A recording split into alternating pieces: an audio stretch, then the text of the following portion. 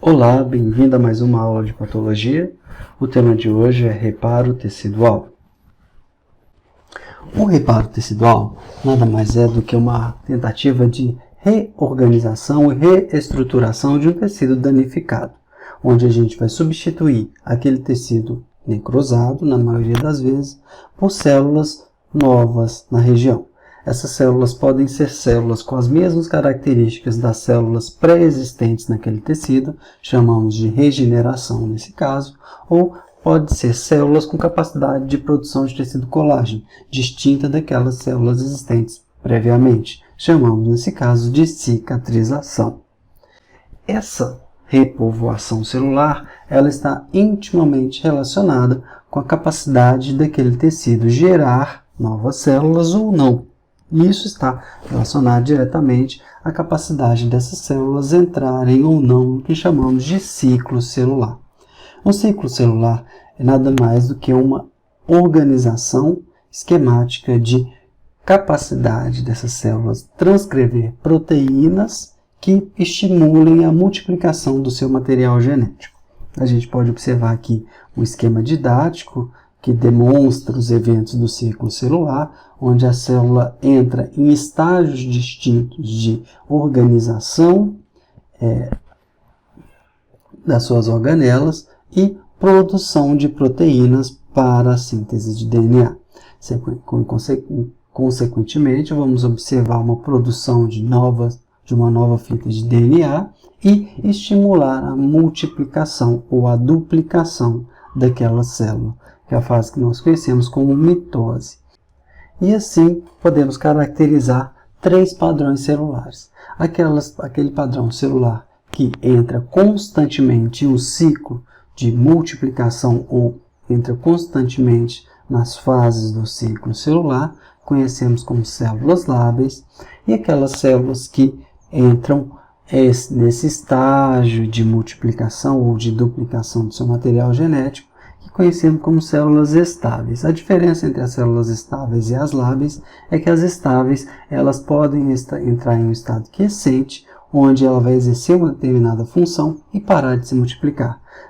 Ocorrendo algum estímulo multiplicativo a essa célula, ou favorecendo a multiplicação dessa célula, a gente começa a observar ela entrando em um estágio de duplicação novamente.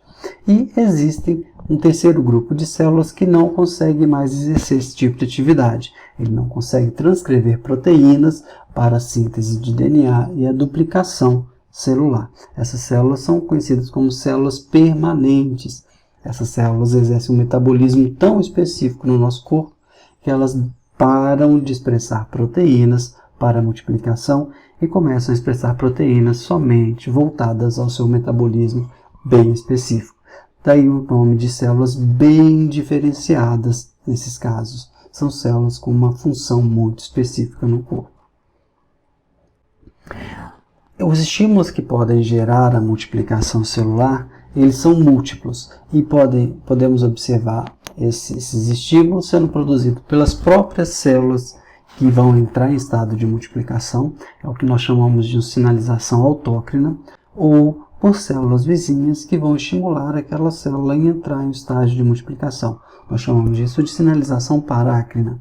E existe também a sinalização endócrina, onde a gente observa um estímulo à proliferação ocorrendo em um local distante, sendo liberado na corrente sanguínea até chegar naquele local de multiplicação que vai ocorrer a multiplicação celular.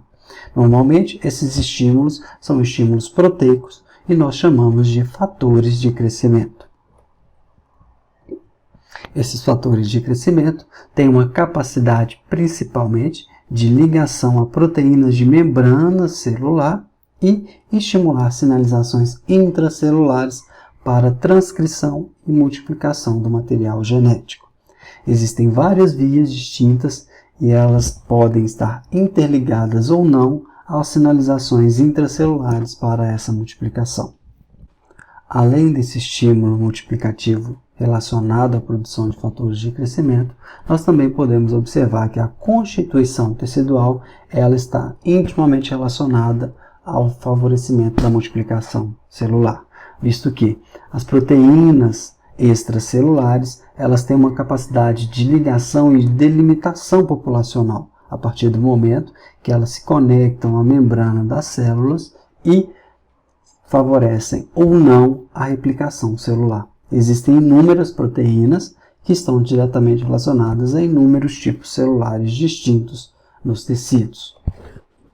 Essas proteínas também se conectam a proteínas intracitoplasmáticas que vão sinalizar para o material genético a transcrição de proteínas para a sua duplicação e, consequentemente, a multiplicação celular.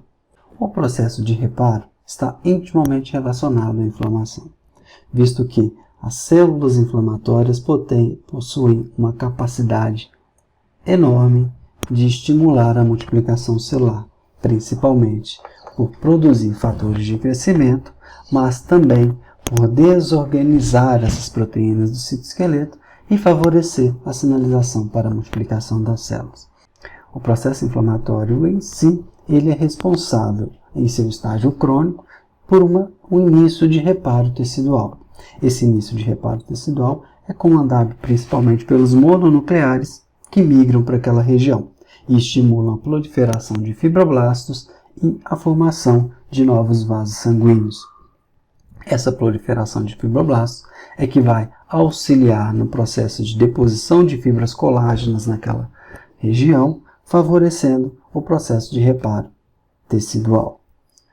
Esse evento ele é integrado e a gente pode observar diferentes tipos celulares no componente inflamatório, favorecendo células daquela região a sua multiplicação. Aqui a gente tem um esquema demonstrando que neutrófilos e macrófagos possuem uma capacidade de estímulo à multiplicação de fibroblastos, de células epiteliais, tanto por fatores parácrinos, quanto por estímulo à produção de fatores autócrinos pelas células que precisam repovoar aquela região. Além disso, observamos também um estímulo à angiogênese, a formação de novos vasos sanguíneos. Essa angiogênese pode estar relacionada ao estímulo à multiplicação das células endoteliais na região a ser reorganizada, ou no estímulo à produção de células oriundas da medula óssea, que vão ter uma capacidade de diferenciação celular e formar novas células endoteliais no local a ser reparado. Aqui podemos observar uma esquematização demonstrando eventos distintos para a formação de novos vasos sanguíneos em uma determinada região que precisa sofrer um reparo tecidual. Podemos observar que células pobremente diferenciadas oriundas da medula óssea podem migrar para um determinado local e lá se diferenciar em células endoteliais, formando novos canais vasculares. Podemos observar também a proliferação de células endoteliais diretamente e a migração dessas células endoteliais, formando novos vasos sanguíneos na região. Essa angiogênese ela precisa estar associada a um processo de proteólise, que é a degradação da fibra conjuntiva anexa aos vasos sanguíneos, para estimular, sim, o brotamento de células endoteliais naquela região. Aqui a gente pode observar, na análise histológica, o processo inicial de reparo, acontecendo em um processo inflamatório crônico. A gente conhece como tecido de granulação. É a etapa inicial do reparo tecidual, onde a gente observa um depósito intenso de tecido conjuntivo, aqui corado em rosa bem claro, e a formação de inúmeros vasos sanguíneos. Aqui a gente pode observar esses vasos sanguíneos repletos de hemácia, corados em um vermelho mais intenso. Associado a esses dois elementos, a gente encontra frequentemente uma população de células de defesa em predominância de mononucleares. Alguns eventos dentro do reparo tecidual podem ser muito bem caracterizados quando a gente encontra uma deposição intensa de tecido colágeno naquela região. Essa deposição excessiva de tecido colágeno em órgãos parenquimatosos nós chamamos de fibrose tecidual. Já quando a gente observa essa deposição de tecido colágeno, principalmente em cavidades corpóreas associada ao exudato inflamatório que foi gerado, nós chamamos de organização tecidual. Aqui a gente tem um exemplo desse tipo de processo. A organização tecidual nada mais é do que uma deposição de tecido colágeno que pode provocar a aderência de órgãos, principalmente em cavidades corpóreas. Então, a gente encontra aqui a aderência de um pulmão, a pleura, pela deposição de tecido colágeno durante o processo de reorganização tecidual. Então, aqui a gente tem um tecido de granulação formado nessa região. Aqui a gente já vê agora um exemplo de regeneração. A regeneração, como dito anteriormente, é a substituição de um tecido lesado por células do mesmo tipo tecidual naquela região. Aqui a gente tem um exemplo de uma regeneração acontecendo na pele, visto que a pele é composta por camadas de células que têm a capacidade de proliferação celular ainda preservada, principalmente a camada de células epiteliais, a epiderme. Aqui a gente pode observar inicialmente o processo de reparo formando um tecido de granulação na pele e, secundariamente, a gente observar uma repopulação celular de células epiteliais naquela região, caracterizando o evento de regeneração tecidual.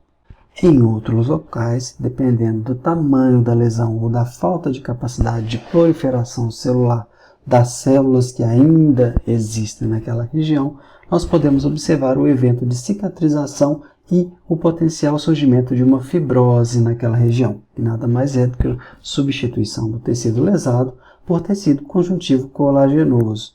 Aqui a gente tem um exemplo de uma fibrose pulmonar.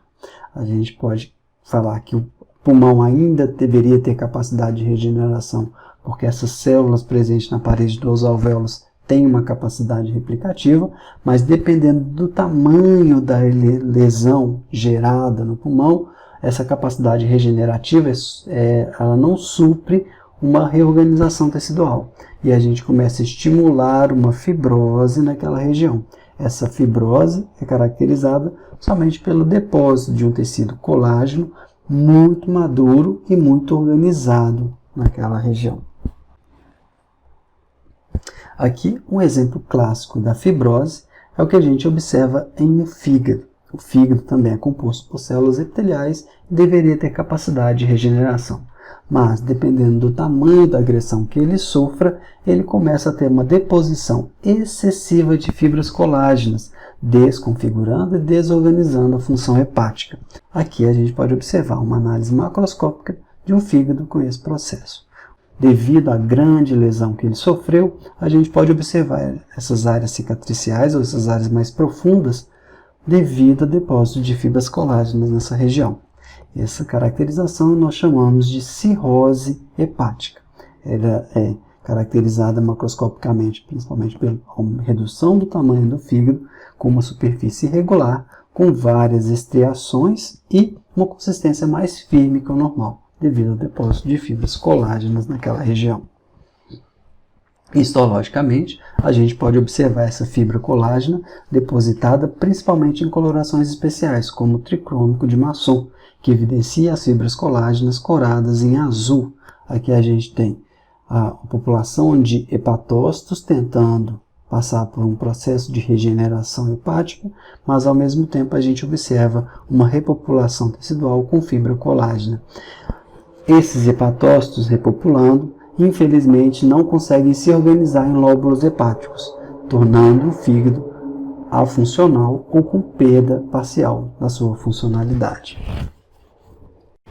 Existe uma outra exemplificação de reparo tecidual que podemos observar e acompanhar clinicamente, é a cicatrização de feridas cutâneas.